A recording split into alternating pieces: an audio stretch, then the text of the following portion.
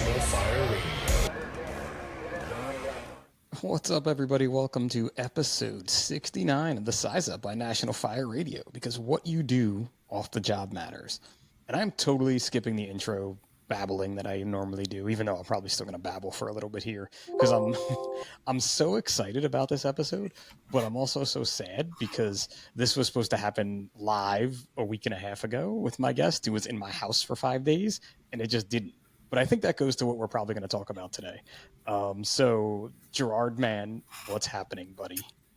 Mate, I am sitting here in beautiful South Bend on a lovely morning after close to 4 weeks of travelling around the United States, doing fire stuff, but also catching up with really good friends and having the best time. So clearly your accent is not of South Bend, Indiana. And for the folks, I probably should have done a little more research on you and your history here, because you have been on National Fire Radio before on some episode with Jeremy a while back. But clearly definitely not from South Bend, Indiana. So why don't you let the folks know who you are and where you're from, and then we can talk about our bromance. Alrighty, so my name is Gerard Mann. I'm a firefighter from Melbourne, Australia. I have been a firefighter for the last 12 years, and in that time, somehow, in the crazy path of life, I found myself travelling internationally, both attending and learning at conferences and firefighting conventions. And that's given me the opportunity to meet so many lovely people and have the best time, both on the job and off the job. Why do I feel like when we met, I felt like you had way more time on the job, because you probably only had 4 years on when we started chit-chatting, right? I loved it so much. I was just in there. And I'm a bit of an American file too.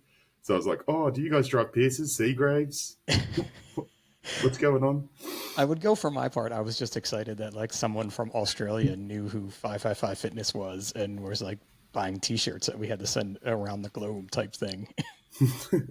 Yeah, that was great. And also the fitness aspect. I guess that's what made me find 555, because I was a young firefighter. I was really keen. I was really into the job, but I was also really into my fitness because I know how important that is for our job.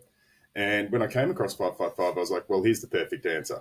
It gives me workouts. It gives me great T-shirts to wear. And it opened up a network of people that, think back, Pip. Did you think that in 8 years we'd be hanging out? No. It was just I can almost remember, I remember Larry kind of, because it was when Larry and I were both doing a lot of the same things. And so we were both maybe in the conversation, but I remember being like, Trey, some dude in Australia is asking if we could send him T-shirts. I guess we could do that, right? We could do international mail. That's cool type thing.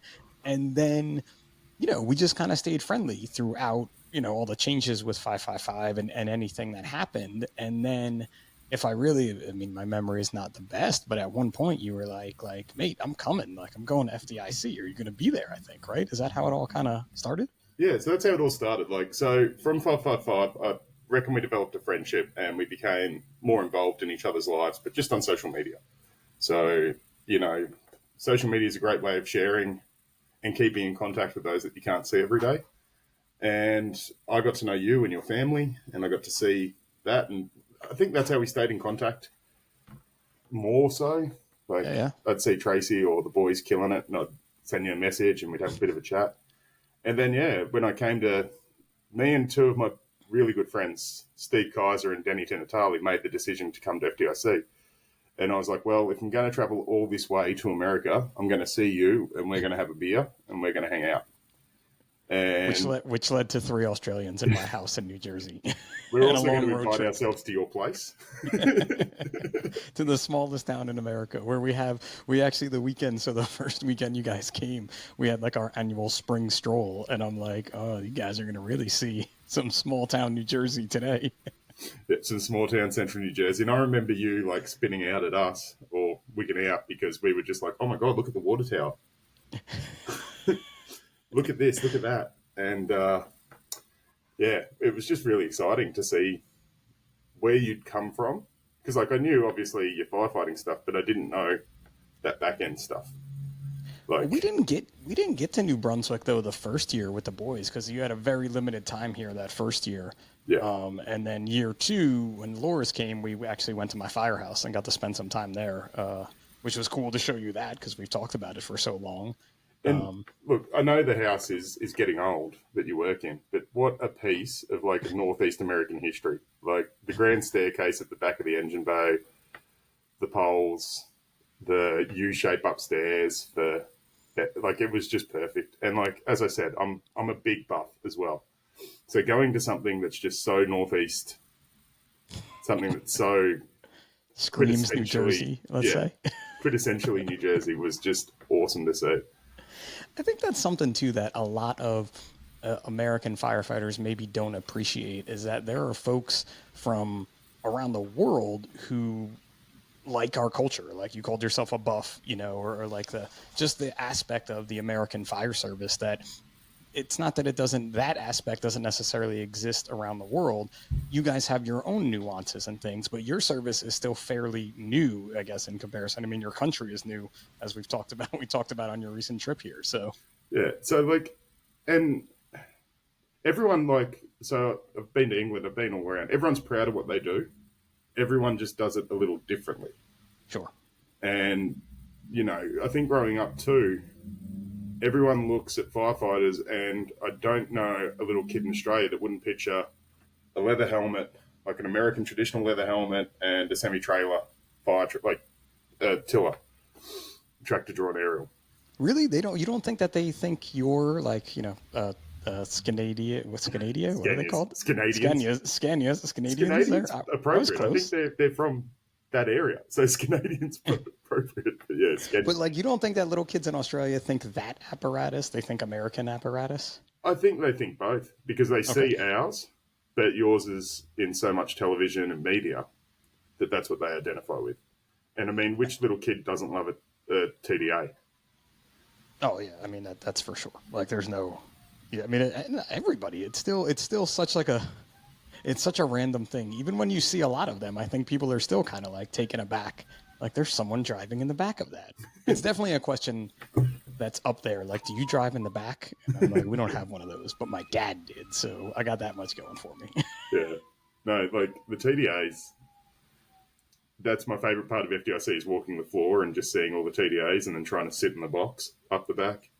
Okay, so for my non-fire service listeners, because I know there's a lot of you, so a TDA is a tractor-drawn aerial, which is more commonly known as a tiller truck. So that's the one where someone steers in the front and someone steers in the back is the easiest way to go with that. And it is definitely something, you see it too at FDIC, that like so many people want to just jump up in the tiller seat because you have the opportunity to, where you don't see them very often. And they're definitely don't exist anywhere in Europe, right?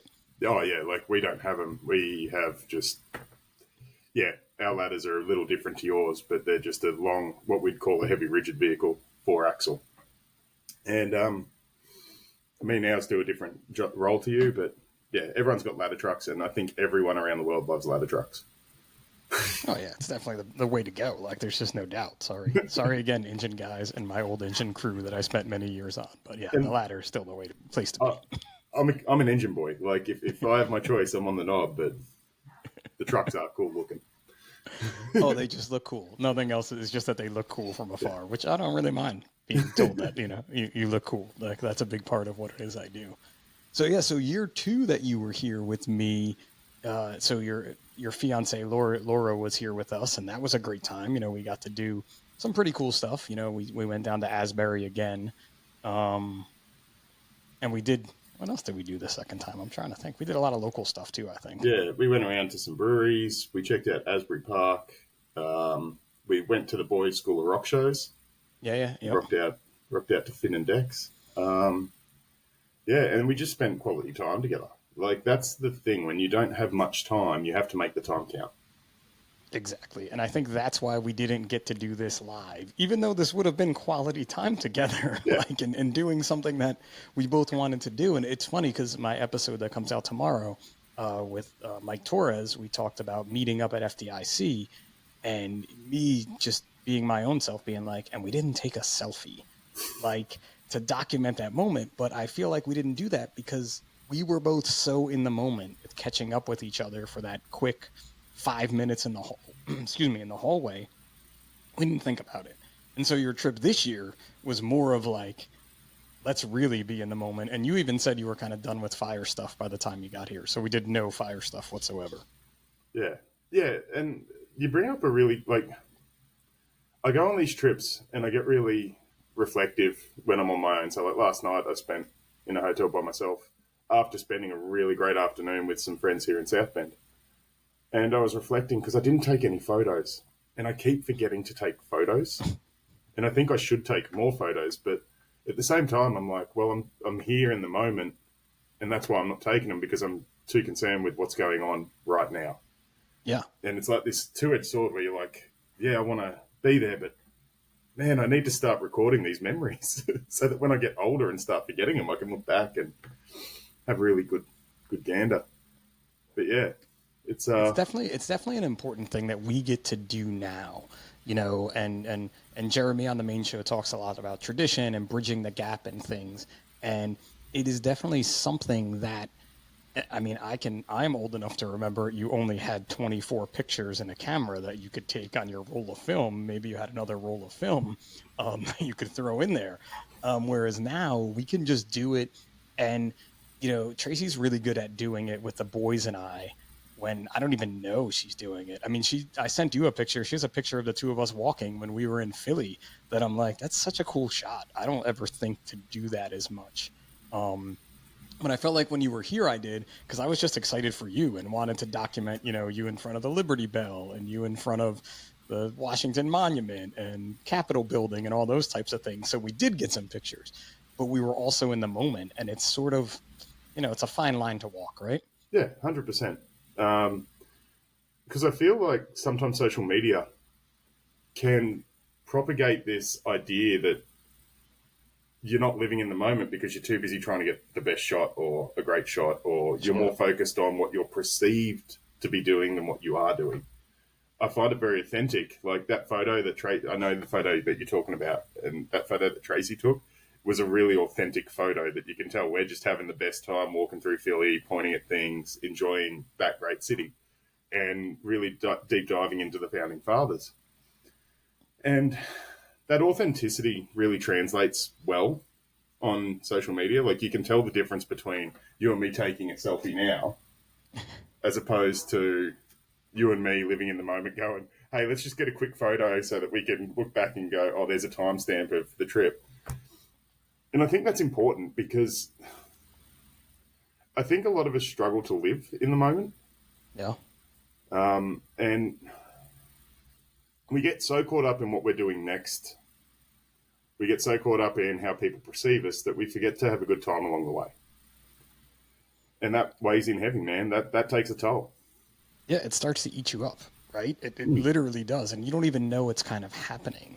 And sometimes too, and you know, like Ferris Bueller says it best that like life moves pretty fast. Every once in a while you got to stop and look around, or however that saying is. I just butchered such a great quote, but it is really the truth, right? And like I said, when you were here, like we packed in people. I was talking to Jeremy about it, and he's like, how did you do all that stuff? And I'm like, we just went hard, bro. But we didn't, because even when we were going hard, like we did Philly for, I don't know, 5 or 6 hours, and we packed in as much as we could in like a 1 mile radius, let's say, aside from the Rocky Stairs, which I had never done before. And it was the first time I ever ran up the Rocky Stairs, thanks to you, bro. But that was it, right? And we experienced it with the boys, and we did some stuff with the boys, and like it was really just a great experience for all of us. And then Washington as well, mate. Going around Washington, seeing our nation's capital. Like we did pack in everything, but everyone here is so good to me whenever I catch up with them that I feel like you guys don't stop, and I feel like that's just your pace. It pretty much is. I haven't stopped since you left. I did take a nap after I dropped you off at the airport, which I never do. So that's how worn out I was from my couple of week experience there. But It's really important, right? And to me, like when I think about it, like when you're here, or when anyone's here for that matter from somewhere else, I'm really just trying to make sure you're having a good time and that you're enjoying and doing what it is you may want to do or what I think you're going to do the most. I mean, right? We went down to Asbury on Saturday night at an all ages show and saw Me First and the Gimme Gimmes.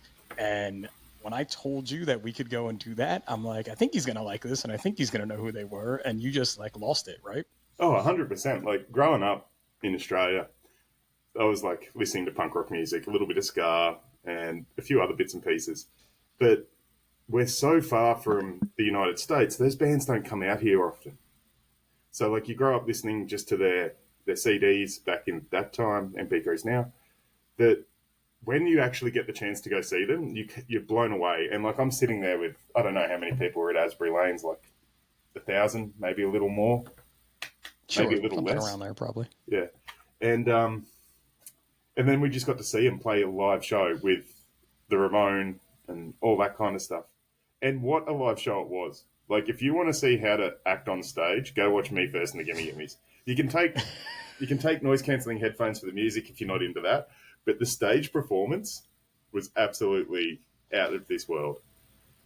I mean, I want to go to Madison's quinceanera if I ever could, like 15th birthday party. Yeah. Anyway, this next song's a cover.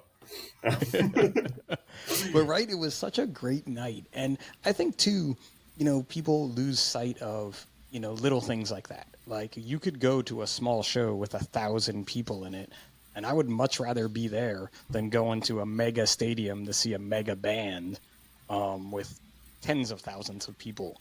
And everybody wants to do these grand noir things like bigger, better, more. And they forget about the little things that are just right around the corner, literally.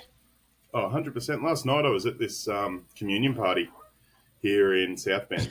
So one of my friends, Chris Martin, he's catching up with me here this week and he's running the conference that I'm speaking at this week. And he invited me down to his friends, like his neighbours' first communion party. And I was sitting there talking to Frank, who was his friend.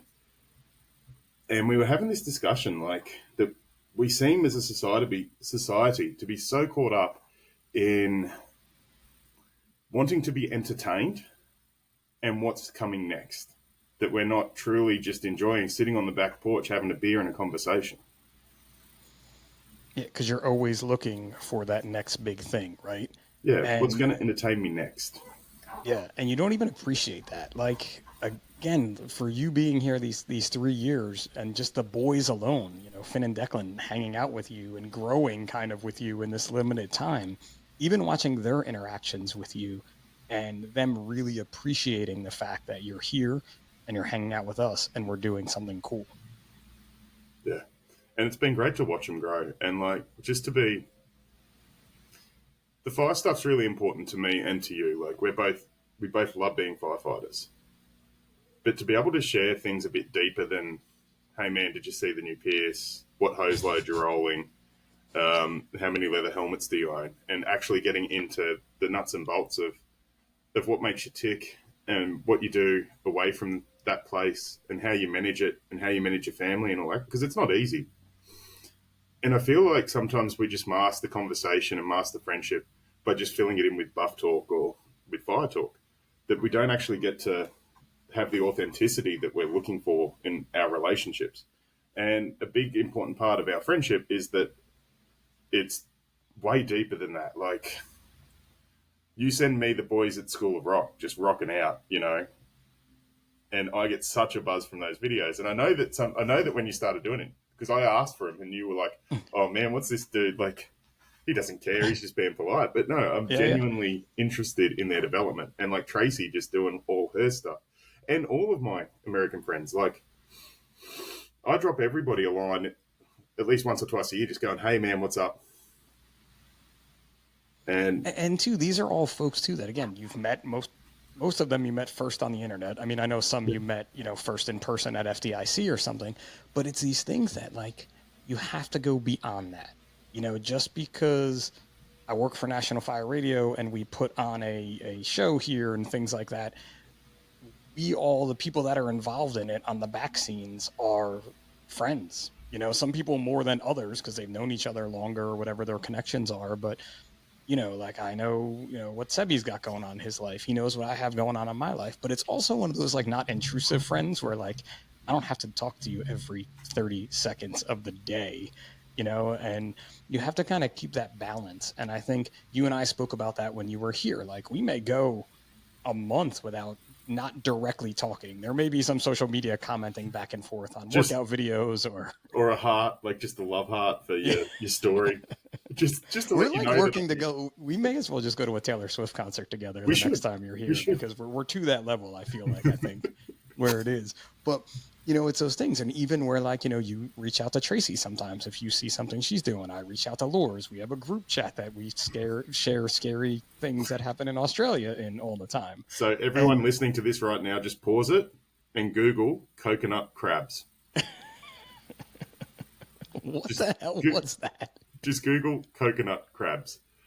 But speaking of Australia, that's what I'm excited for, right? So for the last 3 years, I've been able to share your life in your hometown and see behind the curtain of what Pip is, right? Yeah, big curtain that I have up in front of me. And for those listening, I'd like to say that Pip's as authentic as he is in real life as he is on here. Like, I don't think you have a media personality. You've just got Pip, and it translates well to both. Thanks, but man. You're coming out in December. Yes. We are all coming out in December. Yeah. Not just me. I'm Tracy and the boys too. I don't want to get killed on the internet for you saying that. All of us are coming. The Pip family is coming to Australia. And well, there's the point, right? I said you, and I mean the entity that is your family. The entity that is us. It could be a good way to put it. And I can't wait to share my side of the world with you. And to show you what we do in Australia and to really immerse you in Australian culture. Like myself, my friend Steve, my friend Danny, my fiancée Laura have a group chat going right now where we're like just planning this epic trip for your family so that you get to see behind our scene, see what we do for fun, learn our quirky words, see our weird, wonderful things, our obsession with big things. Like the big banana. I forgot about the big things. We didn't even talk about that when you were here. The boys still kind of have no clue either about the big things. I kept that from them. So maybe we'll have to let them be surprised a little bit. Be surprised when we find the big mango somewhere. Have you heard that story? I have not. I'll back it up. So for all the listeners, Australia's got this obsession with having the big thing. So if you've got a pineapple plantation and you want to attract tourists there, you build the big pineapple. Or the big banana, or the big mango, the big koala. Like they become these tourist attractions.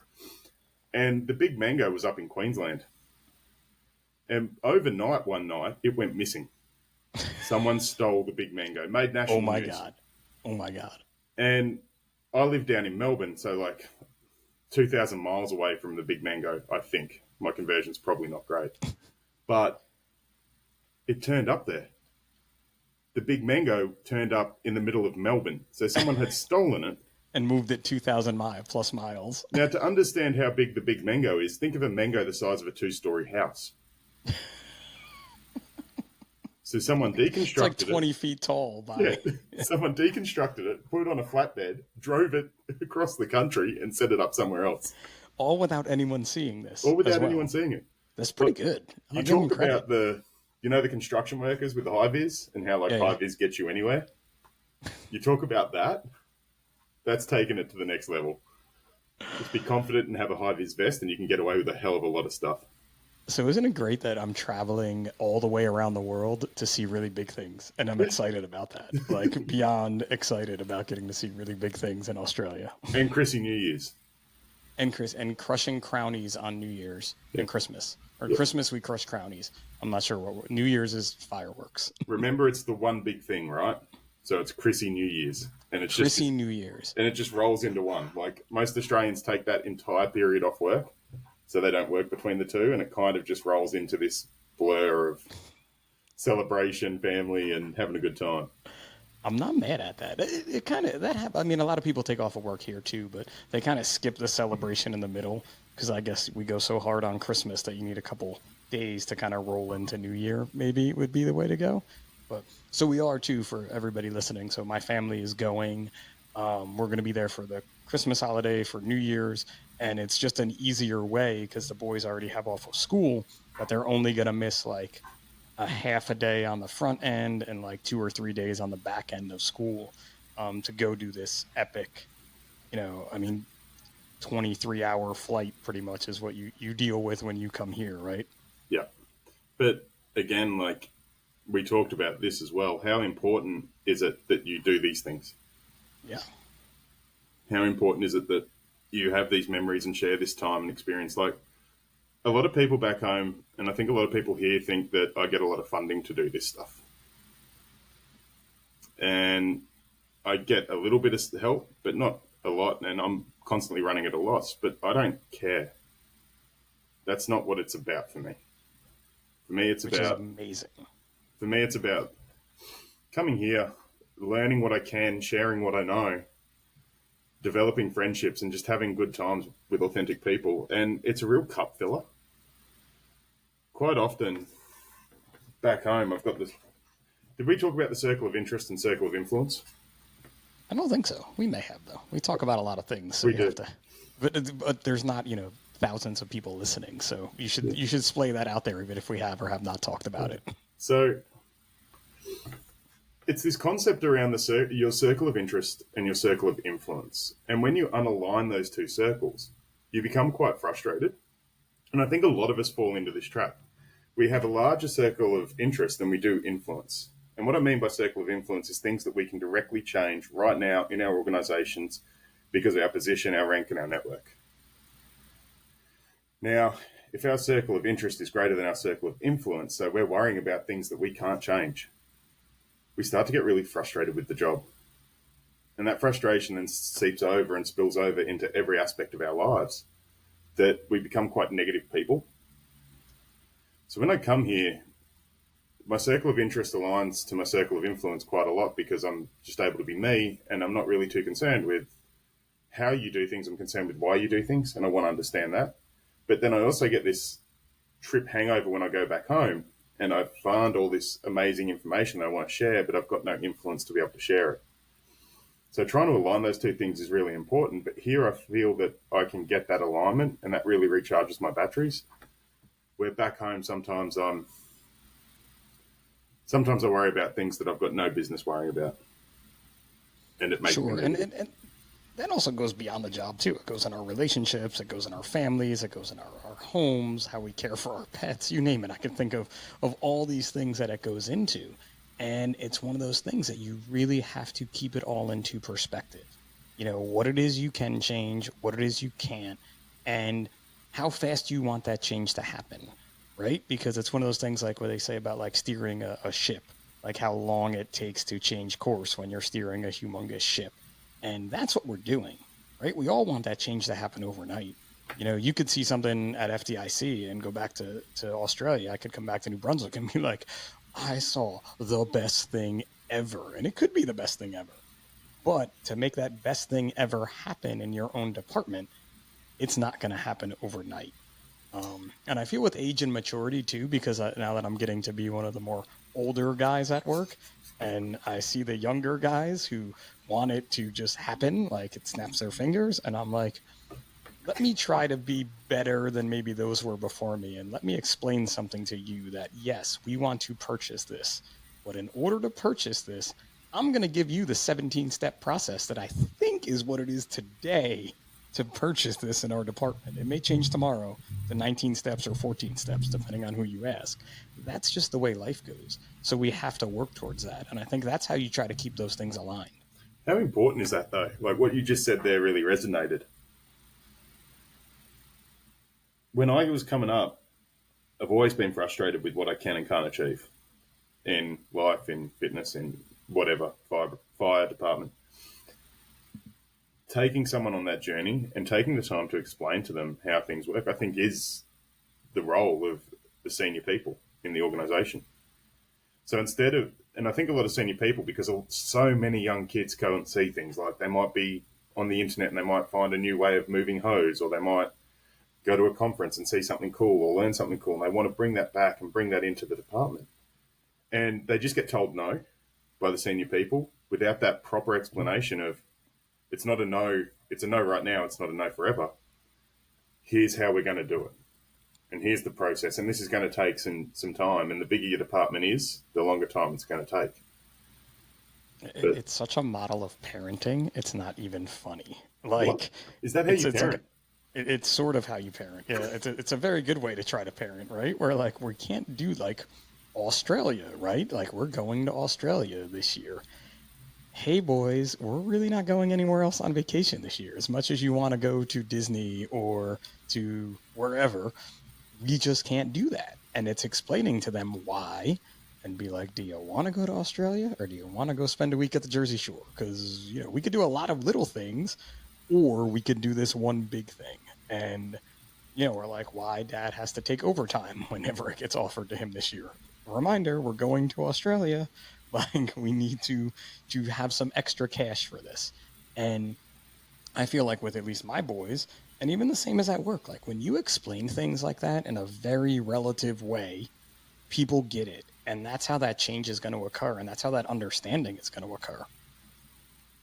Mm, And so, just for the record, I don't have kids. So, but my fiance and me are getting married on the 16th of November, and I think we're going to try to start that journey very soon.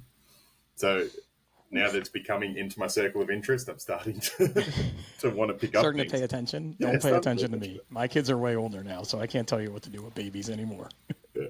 But again, you're doing it right? And we talked about this because you're starting to pay attention to the folks with kids and how they're doing things. Because there's some folks that parent very well, and there's other folks that maybe parent not so well. Yeah, and that have the challenges. And I mean, your boys are now in that they're no longer. You're not explaining why something. How do I put it? They're asking more serious questions, and they're in that formative stage of going from children to men. Yes. And now you're like, okay, how do I make okay, I raised two wonderful boys. How do I turn my boys into men? It's very scary. It's a very scary thought. And it really does. And it's a lot too, like going to a structure fire where you have to make quick decisions. And sometimes, at work, you have to make that decision right now and you have to go with it. There's also times with that I've learned with now this parenting stage of life we're in where I may have a quick decision to make, but I make sure that I slow it down, as to what the answer is going to be. And even that vulnerability of being like, boys, daddy's not sure about this. I got to think about it, and it could be the simplest thing is like, I want to go to the mall with my friends where I'm like, which friends, who's driving? I told you of a little, Finn got over on us one time, let's say, about who was driving and where they went. And again, nothing bad happened, but I learned to be more proactive with that and more attuned to it. But it's the same thing as trying to make that change, right? We all talk about going to FDIC and coming back jazzed because we're all excited. We got to hang out with our friends and meet people and do cool things, but you have to temper that with what reality is. Yeah, 100%. And it's very important because we also talked about the delicate situation of coming back from it, of taking the time to explain to them the decisions you're making and that vulnerability of opening up and being like, hang on, let's talk about this. Let me think about that. Let me explain it. And probably not just hitting them with a hard no. Sometimes you have to hit them with a hard no, though. Yeah. That's for sure. Oh, yeah. You didn't see any hard no's, I don't think, when you were here, but there's times where it definitely is going to occur. Keep them behind closed doors. No. Because again, too, no. Because when you were here, literally, like Tracy just said, I was at work yesterday, so the day before, she's like, you were like the most unintrusive house guest. Not that we have a lot of house guests, but it was just like another family member here, and whatever happened when you were here was going to happen. We didn't have any of those situations come up, I don't think, that I can recall, or maybe I missed them. But we were also, again, super busy. We're like, we went from lacrosse to School of Rock to School of Rock to School of Rock, like lots of School of Rock. Yeah, but they're great in sharing that time, and for sharing you with me. Like, I understand how busy you've been up to that point as well. And I find that a pretty consistent thing. Like, so after you, I left and I went down to see my cousin and her fiance. Now, they're not related to the fire service. They live in New York and they were holidaying in Florida with my cousin's fiance. I'm just going to call him John because that's his name. John's family. And I remember when we were leaving, I had to say to John, like, John, I really appreciate you sharing this time, your holidays that you're having with your family, and allowing me to intrude on that. And yeah, like it was amazing that he let me just be there and be a part of it. And they welcomed me in like I was one of them, and I had the best time. But I really appreciate all that stuff. Like, it means a lot. And if anyone's traveled and you understand that, and like you understand that you're just traveling around, couch surfing, hanging out with different people, that it means a lot when you get that support, because you're away from home, you're outside your support network, you're outside your safety blanket, and to have someone just genuinely and authentically welcome you into their lives, their home, show you a good time, it means the bloody world. It really does. And it's how I get to do this. It's through gestures like that, and I'm not just saying how I get to do it financially or whatever, it's how I get to do it mentally. Like, this time's been rough. This is the longest I've been away from my fiance. And I've got 5 days left, and I'm done. Like, as excited as I am to go speak at the conference, as excited as I am to continue to see my friends, as excited as I am to get back on the horse with firefighting stuff after a week or two's break, it's been hard. It's completely understandable, right? You've been here for almost a month now. You've been away from your life. You've been away from your dogs. You've been away from Loris. Like, that is, I give you all the credit in the world, because like I told you, I once had like a 12-day stint, maybe. I don't know what it was. I don't even know if it was 12, maybe 10-day stint away. And by like day 7, I was like in the hotel room crying by myself on the phone with Tracy, being like, I want to come home. I'm so homesick. I'm tired. I miss you guys. Yeah. And like I had that moment, and she reeled me back in, but it's totally understandable. And people need to get that, like what you're doing is important in so many ways, but it's also affecting you. You're realizing that, because if you weren't, you would not be as good of an instructor as you're going to be this week. Yeah. And it is also about, I was just thinking when you were saying that, like building those, first of all, whatever you're passionate about, travel for that. I don't care if it's passionate about Lego, go to Lego conventions anywhere, yeah. Whatever you're passionate about, go meet other people from somewhere else that do the same thing, just so that you get a greater appreciation. But it's kind of a sink or swim thing too. It's going to force you to do things, but those things are going to be amazing. Like, as hard a time as I've had since I got here, I've had really good friends support me, take me in and do things with me all the time and make sure that I'm okay and check in with me. And like, I'm talking from the moment I got into FDIC with some of the network there, to teaching with Bobby and Bobby's team, and them checking in on me, like you guys from National Fire Radio, Jay.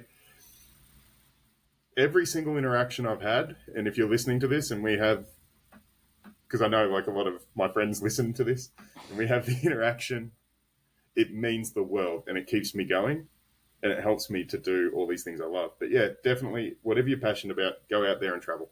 Like, think about the fitness I think world. That's a big deal, right? You get again out of your comfort zone, right? Yep. Like if you're, I know you snowboard. I used to snowboard. Like the Pocono Mountains are an hour and a half from where I live, and you can go and snowboard there, and you could be the best snowboarder at Camelback Mountain in the Poconos. Well, then maybe you should go to Vermont, and then maybe after Vermont you should go out west, and then maybe you could do like you do and go to Japan. You know what I mean? Or go to Europe, go to the Alps. And it's those things that, yeah, it's scary, and it's going to be way harder because the mountain in the Poconos is nowhere near the size of the mountain out west. But you need to take that leap.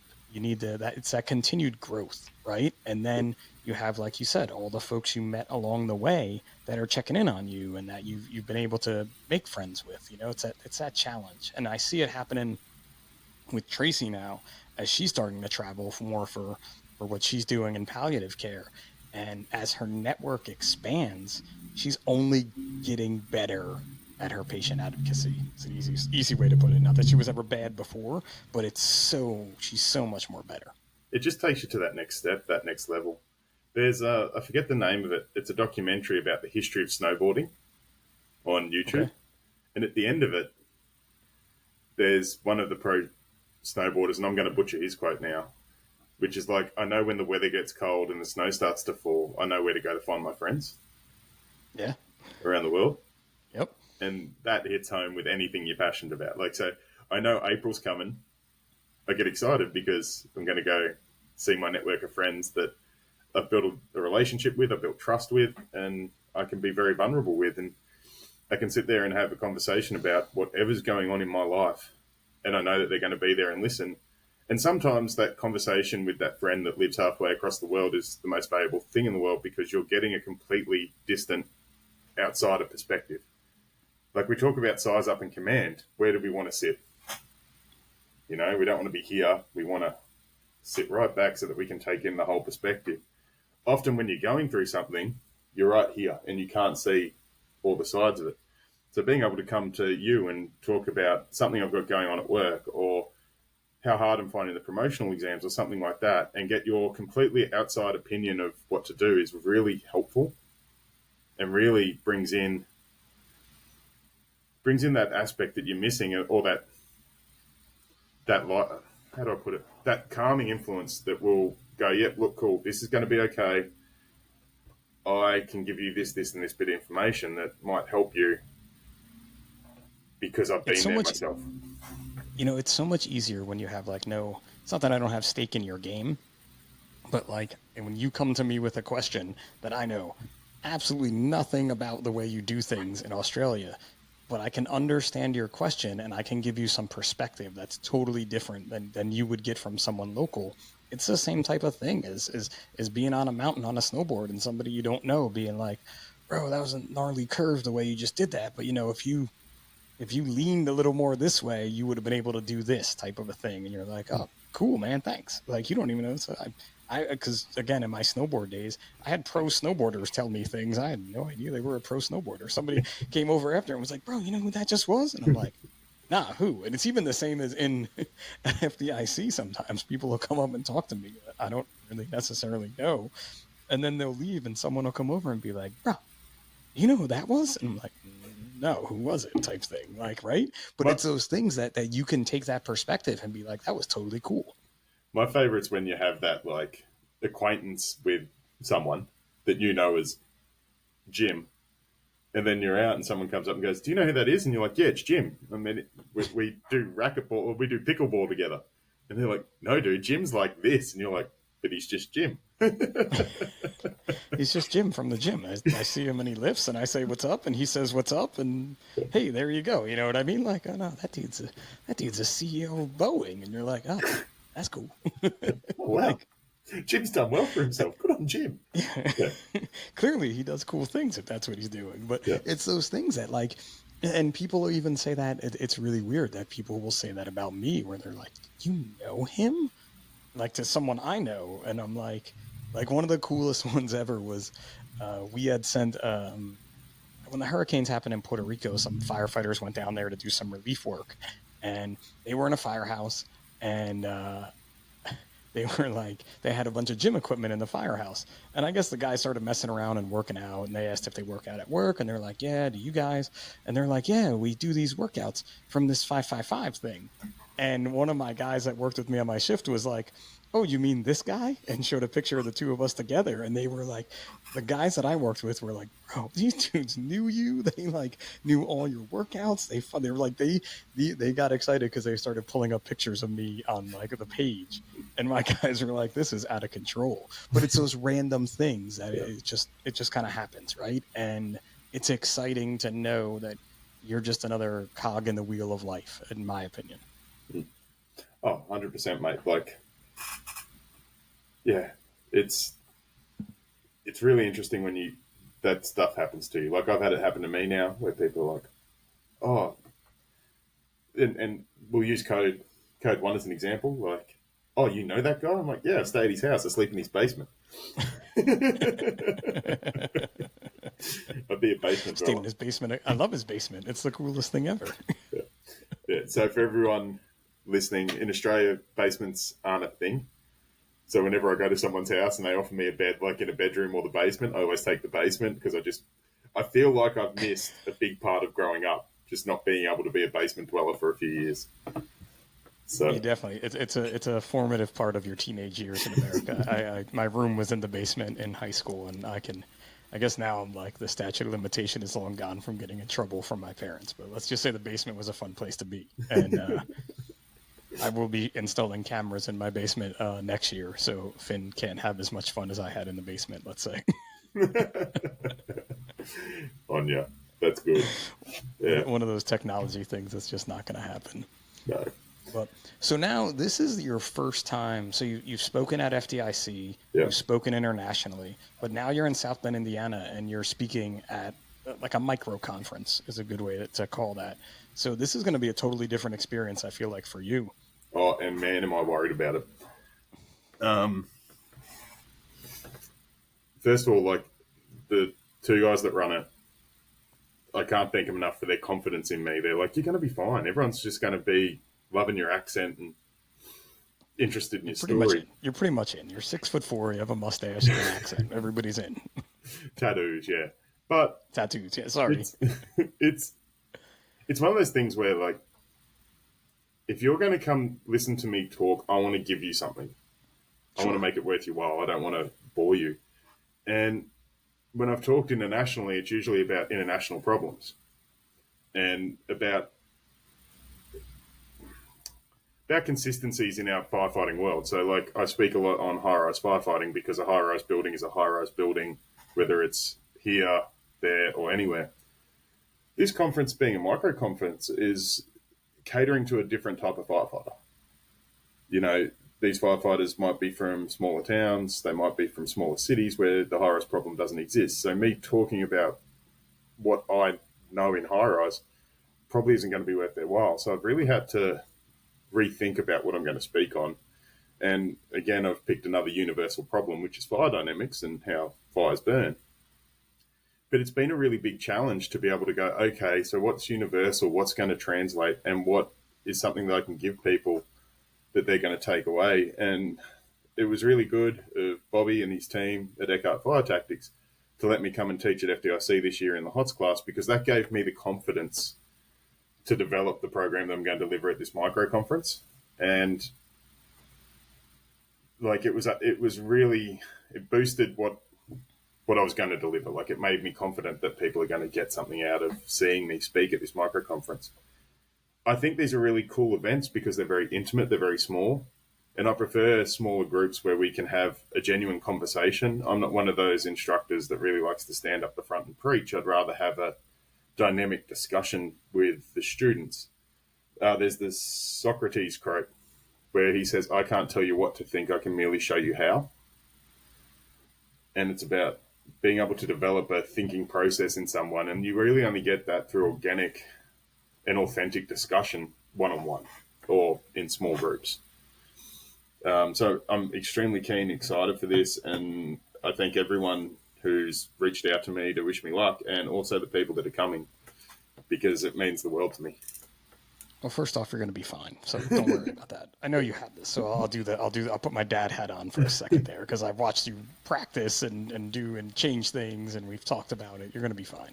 But I think two really big things of note that you said there that folks out there need to understand about people who are truly teachers, you know, not just instructors, not just someone who took the class because they wanted to, is that one, like, you should be nervous before you teach. Right? You should be nervous before you instruct, whether you're a fifth grade teacher at the middle school down the road. You know, when you're standing in front of a group of people, you have to be on your A game in that time. And those little bit of nerves will allow you to do that. You know, I'm nervous before I record one of these shows, even sitting here talking to you, my friend. You know, that's what keeps you going and what makes you better. And then that other end of it that you said is that intimate atmosphere where I don't want to be up on a stage where I can't see the people in the class. You know, I like that back and forth. And one of the things that kind of killed my instructional days recently was like during COVID on Zoom, it just didn't work for me. Like I couldn't interact with people because they weren't there. Even when I asked them to be there, I'm like, please just turn your cameras on. I don't care if you're, whatever you're doing. But that interaction back and forth, I feel like as an instructor and as a student is so important Well, to just kind of keep it live. that's how I fell in love with it. And CrossFit, I don't CrossFit anymore. I strongman. I will return to CrossFit. I know you don't CrossFit anymore because you functional fitness with me and it killed you. Yeah, so I did some functional fitness with Pip, and I think I'm able to walk downstairs like yesterday. But up till yesterday, was walking down the stairs in Washington D.C. backwards. We took the ramp at the Washington or the Lincoln Memorial because I was just that cooked from a high intensity hit out.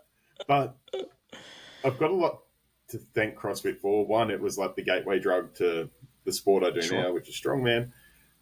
Also, getting my CrossFit level 1s and running classes, that made me fall in love with instructing. When I could grab someone who's just come in off the street and take them through, okay, we're going to perform an air squat, and this is how we're going to do it, and this is what we're going to work on.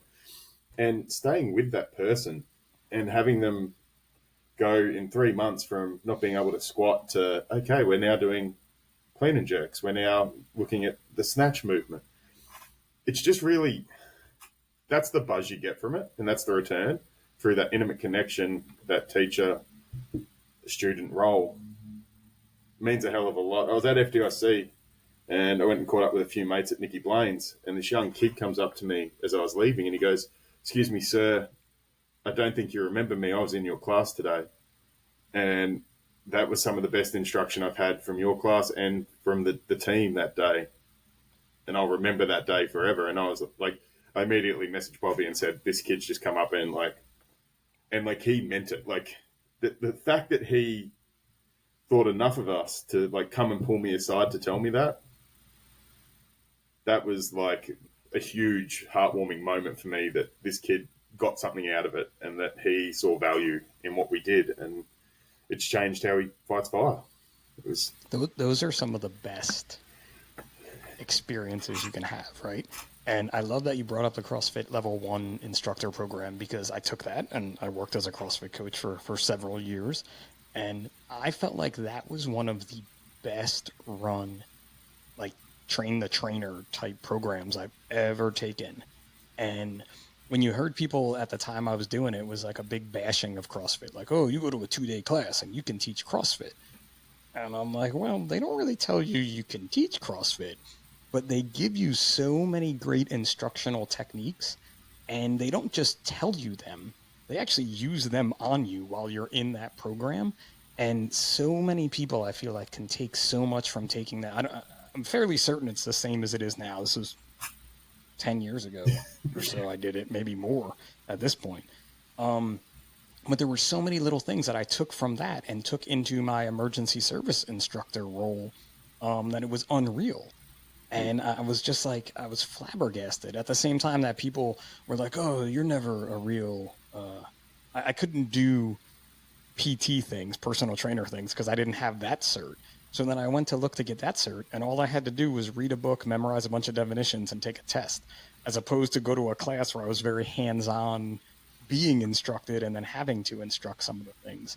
And I just thought that gave me, and then instructing CrossFit classes too, as a coach, those moments mean something. And whatever you did with that kid at FDIC, you could have said one thing to him, like, hey, instead of holding the bale this way, hold it this way, or something like that. That meant more to him than maybe a lot of the instructors that just didn't say that, chose not to. And I got that out of the CrossFit Level 1, where I would talk to every one of my students every day. Some people needed tactile, where you had to touch them in a way that I learned over time, right? Like, yeah. I don't know if that's allowed anymore now either, because again, it was a different time way back when. But like fixing that form, and you have that person who can't squat, and then a month later you have them squatting to a box, and then a month later you have them with an empty barbell on their back, and then 75 pounds on their back. that's such a big moment. It's the same type of thing. Sorry, I can ramble on forever Oh, about this because I'm it is. excited. And you're hitting on some points that I'd love to continue on with.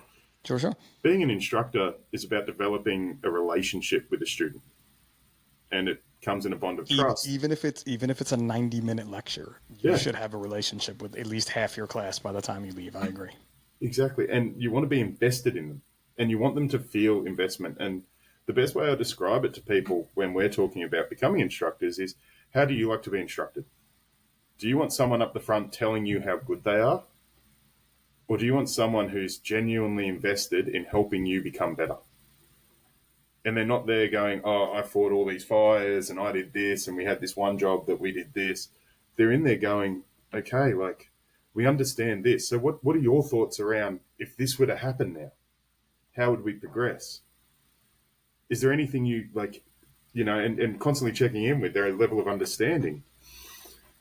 One of my really good friends and one of my mentors back in my organisation back home, he was a teacher, an outdoor education teacher before he joined the fire brigade, and he's a really good teacher and a really good instructor. And he's so passionate, and he's starting to get some traction in our organisation around developing instructors. So firefighting will always be taught by firefighters. Sure. No one else is coming in to teach firefighting. But we don't teach our instructors to be teachers. Like the CrossFit Level 1 program teaches you how to be a teacher. Yes. I can give you books, I can give you knowledge, but I don't teach you how to teach. Like the difference between that Cert 4 of PT or the CrossFit Level 1. And I think that's a really important skill that we need to develop in our in-service instructors and our instructors in general, is just understand how to build an intimate relationship with your student, transfer information according to how they take up information. Like, a goldfish isn't going to climb a tree, but it is definitely going to swim. So don't teach them to climb a tree, teach them how to swim, like understand their learning style and be invested in their development. Show that you care, because then they'll care. You're modeling the behavior you expect. And be humble. Like it's such a big part of it too, is that, you can't teach someone how to teach every topic in the fire service or every topic in CrossFit. It's just impossible, right? And a lot of the things you have to learn for yourself, how you're going to instruct that. But you need to give them that toolbox that they can work from to be able to teach this. And I feel like there are definitely some topics, like you and I spoke about, like extrication, that if you told me I was going to teach an extrication program, I would prepare for it. I would find the latest I could and talk to some of my friends that I know are doing it all the time. And I could easily knock that one out of the park. If you told me you wanted me to teach SCBA confidence from soup to nuts, I would probably be like, I don't think I'm your guy, because I don't think I have the time to learn all the rules and official step 1, 2, 3, 4, 5 in a short amount of time. It would take me longer.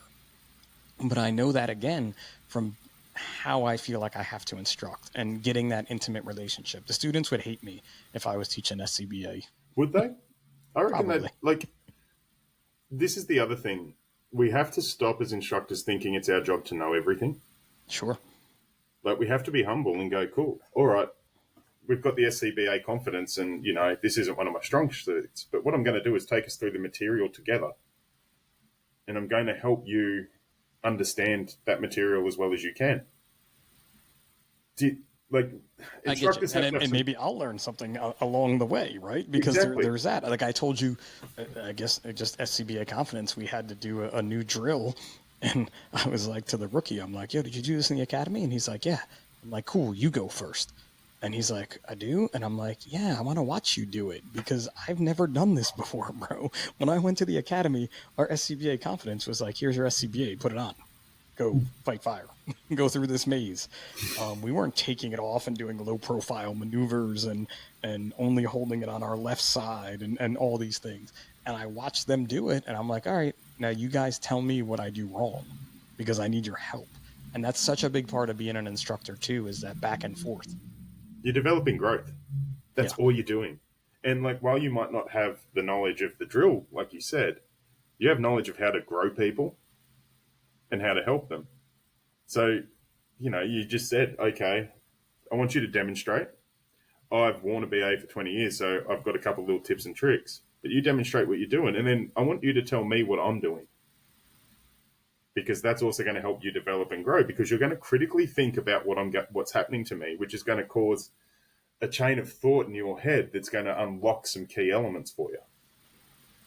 And when that happens, then your experience kicks in that they don't have, and you're able to really, instead of like you and I talked about being an instructor that's like, I put this fire out with my mustache merely by looking at it, that experience is going to kick in, and you're going to be able to give them valuable information from something that occurred to you for real. Exactly. And that's a big, like you said, it doesn't necessarily happen internationally as much as it happens here, that a lot of instructors have kind of lost in their whatever. I believe narrative teaching has a place, 100%. But I also believe that the true investment comes from just trying to make someone better and learn from your mistakes. If you're an instructor and you think you've got to tell all the cool stories to develop legitimacy, just remember that a king doesn't need to say they're the king. You can just turn up and be invested, and they're going to know that you know your stuff. They're going to know that you're going to develop a trust relationship, and they're going to listen to you and learn from you. And they're going to think you're a great person. No one remembers what you did. They remember how you treat them.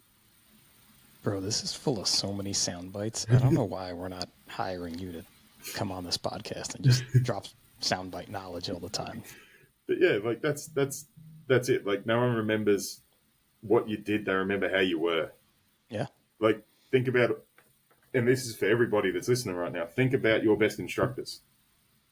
Think about the people, all your best teachers. Think about whoever taught you something. Who were the best? They were the ones invested with you. Like, one of my greatest mates and mentors, Peter Egan, he was my leading firefighter when I first came on shift. And I'll forever love Pete, because Pete set me up to be who I am today. Pete would be up with me at 3 a.m. and I'd be working through something that Pete wouldn't know much about. But Pete would be there beside me, helping me through it, giving me motivation, helping me grow, feeding some experience in. And that meant more to me and my development than anything else. Like, even just the encouragement to tackle something that neither of us knew about that he gave me was hugely important to me. And that ability to be really humble. And like, I always admire instructors that say, come learn from my mistakes. Yeah, I didn't know this. Yeah, I didn't know this. I stuffed this up. And I'm going to give you this information so you don't go through the same things I went through. And I'm going to slingshot you forward. I want to bring you up to where I am quicker than it took me to do it. It's when you think about something no one ever told you, but you learned, and you were mad no one ever told you that, and then now you're telling people that. And I tell them all the time, I'm like, look, man, this wasn't something somebody showed me, but I want to show you, because I feel like it's really important that you know it at least from me, you know. And it's been a cool experience, again, on the older guy side of things, to be able to do that with so many young folks, let's say. The same as it was with CrossFit, you know, when you had someone come in that was not very athletic and you were able to help them become more athletic. There was 100%. I wasn't getting you to the CrossFit games, and you weren't getting there probably anyway, and I wasn't going to make you, you know, super fit, but you're way healthier and fitter than you were the day we met. And it's the same type of theory. Exactly. And that's the reward. That is the reward of instruction. Yep. The ability to watch someone's growth pattern is way more important to me than them thinking that I'm this really intelligent, amazing person. I just want them to know. Especially, too, when you see the arc, or they pass you in the arc. You know what I mean? Where you're like, whoa, this is really where it's at. Like, you know, that young firefighter you taught, who knows, in 5 years you may be back at FDIC teaching with that person, whoever they are, right? I had that happen not long ago with this guy called Ben, where we were out there delivering some training on hose, and he's like, "Oh, have you guys thought about doing it this way?" And he, like, I taught Ben in recruits, and then this was just some in-service training on shift, and he does this thing with our high-rise pack, and I was like, "That's the smartest thing I've ever seen." And I was just so proud of him. I'm like, "Look at you go, man! Like, you're overtaking me. You're gonna." Yeah, yeah. keep going. Like, you're thinking outside the box. Keep going. Like, you're thinking outside the box. You're, And that's even beyond instructor. That's leadership stuff right there, right? Where like when you want like we talked about when you were here, you want to train the person that's going to take your job or be able to do your job. And it translates into parenting. Like I want to see the boys succeed more than me. I love watching them on stage and wondering if a little bit of that might have been something that they saw me doing, whether it be this or all the other craziness that I've done, but they're going to surpass me. Well, what is a leader if they're not a teacher? Yeah. Like, so I'm going through the promotional process right now. So that's the background to this next bit. Through that promotional process, I had to sit and interview, and one of the key selection criteria is leadership. So I had to do a lot of meditation and reflection on leadership and leadership styles. And in the fire service, yes, we have to be autocratic at times. Like what I'm saying, that's what we're doing right now because we're in an emergency situation. Outside of that, though, what am I? I'm a coach. I'm not there to bust you because, the floors aren't being done the way I want them. I'm there to show you how I want the floors done, and I'm there to bring you on the journey about why. Ted Lasso, curious, not judgmental. Like Ted's a coach, but what is a coach? A coach is an instructor and a leader. And someone that you trust. And I think that, like, maybe if we stopped calling ourselves fire service instructors and started calling ourselves fire service coaches. Oh, boy. Oh, boy. we would change how it works. Like, a coach isn't the best player on the team. And I think in our job and in the instructional role, a lot of people get hung up on, and in the fire service, a lot of people get hung up on, like, oh, my God, he's got to be, like in our heads, we're like, oh, an instructor has to be this amazing firefighter. Even amazing firefighters that are great instructors, what are they? They're coaches. They're Some of the best coaches were the worst players. Yeah. Like, like that's always kind of a thing. Yeah. We're never played at this point in some sports. Yeah. But, like I'd look at it differently. I'd rather have coaches than I'd rather have anyone else. But I think, too, that's a big part of it, and a big part of some of our friends that we know that instruct is that they are constantly learning. Like you said, some of the folks that came in and took your class at FDIC, you were like, what? These dudes came back to take my class. Like they wanted to learn because they're out there constantly trying to learn too. Yeah, and they're just humble guys, and they just want to. The best instructors I've ever seen are the dudes who instruct when they're not instructing. Like we went and visited a friend last year down at their firehouse, and when we turned up, that friend was taking their probie through some drills. Yep. And I watched just very, very like impromptu type. This is what we're doing right now. Yeah, we just turned up. Not stopping. And I'm not stopping. Well, the other thing too about that person, that leader, was that it wasn't like, all right, now go stand over there because my mates are here. He's like, hey, man, we're in the middle of something. You guys just kind of chill, and we'll finish this. You know what I mean? Like, and what do you think about this? Like, we almost became part of it in a way, because he was so invested in making that young firefighter better. Yeah, and I was very jealous of that young firefighter in that moment because I was like, and it was because there was the investment. Like, I was like, I'd want to be on this crew because that captain, that instructor that we know, is invested in there. And not for any bravado or anything like that, just truly invested in keeping his people developed, safe and hardworking. That kid, and so then we hung out down there for a little while, and I got some time to chat with that kid while our friend and Gerard were doing other things, let's say, and he was just so amped about everything that it was like, now I'm amped. I remember we got back in the car, and I'm like, that little kid got me amped already, little kid. Like in his 20s, but I'm like, he was just so into it and such a nice guy.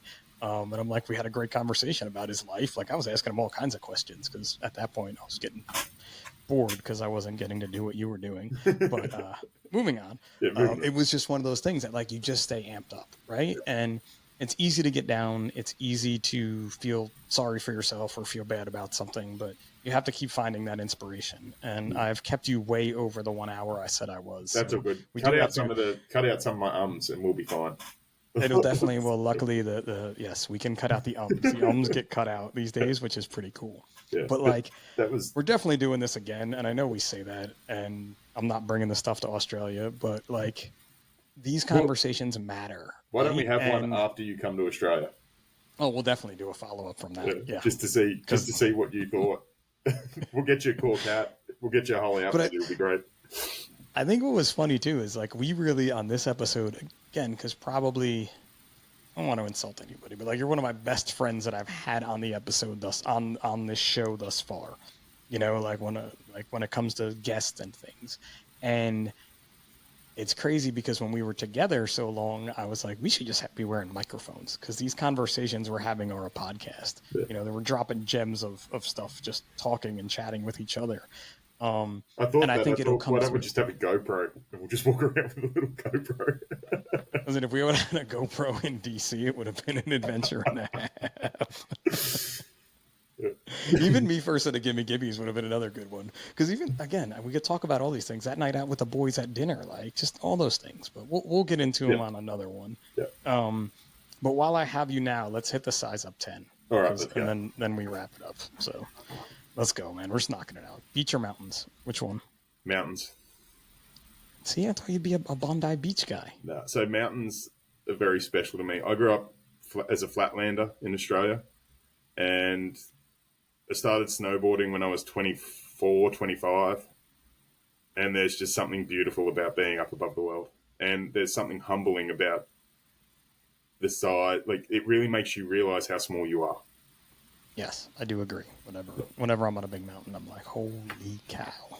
And that quiet, too. There's no quiet like the top of a mountain quiet. Yeah. We're going to have to go to Colorado because we're going to have to get out there one day together. Anyway, All right, a night out or a night in? It used to be a night out. Now it's night in with good people. Nice. I changed this one. So give me a movie everyone needs to see. Forrest Gump. No, Forrest Gump, classic. We had many lines in our nation's capital. All right, so your country or mine, I don't really care. Cross-country road trip. Who would be your celebrity co-pilot, living or dead? Oh, man. And you can't say Forrest Gump. No. No fictional characters.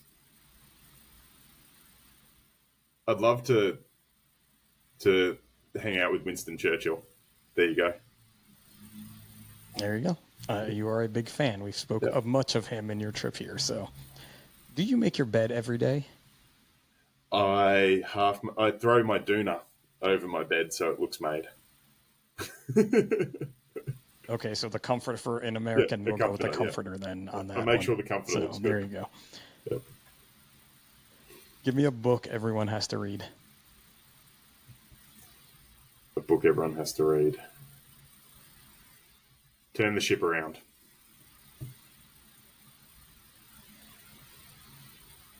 Turn the Ship Around? Oh, that's been, a lot of people have recommended that one, so that's good. Yeah. Which one are you taking, highways or back roads? Back roads. Back roads on the motorbike. A bucket list place to visit. Oh, I forgot about the motorbike, but give me a bucket list place to visit, even though you've been pretty much everywhere I can think of, so. I really want to go to Gibraltar, which is a small island off Spain. Nice, very nice. Maybe I'll change this one for you. Is it going to be football or footy? Footy. Footy. Watching 100%. The footy? Definitely watching the footy? Yeah. Which is Australian rules football for us, right? Is footy? Okay. Yeah, Australian rules football. So not football, not soccer. Australian rules football over all else, right? Yeah. All right, and the last one, the best advice you could give to your younger self. But I feel like you've dropped so many gems on this that you really, if you don't want to answer this, you don't have to. No. Things take time. Be patient, but impatience, don't lose hope. Love it, man. And we could all use that, again, to our younger selves and even to today, right? Because that patience for everything in life is what really matters. And I love it, man. This has been a great time. I'm so happy you came on. Thanks for having me, Pip. Love you, man, and really appreciate you filming this. And sorry we didn't get it done there, but we were just busy, bro. We're busy. Busy people. We're living in the moment, right? And the moment would have been cool to have you sitting right next to me instead of on Zoom and you know, having to have the software update do things. But it all works out. So I'm glad we got to do it. And I'm stoked for you this weekend to hear more about your class and your time in scenic South Bend, Indiana. And so, for those out there, I've never been to South Bend before. It's a great town. The fire department has been amazing. Drop in and see them. I was really impressed with the professionalism here. It was, yeah, it's been great already. Have you been to Notre Dame yet? I mean, this is what we could talk about after, but have you been to Notre Dame yet or no? This afternoon, heading out. I'm so jealous. I have to get out there. Yeah. Too easy. Nice. So, listen again, thanks to everyone for tuning in and listening. I'm not going to drag it out because I definitely went over their normal commute. If you have this planned, we're definitely a little longer than that. But thanks again for listening. Thanks to Jeremy and Sebi and all the folks at National Fire Radio for letting me have this little bit of time with one of my great friends on this episode. And until next time, remember, what you do off the job matters.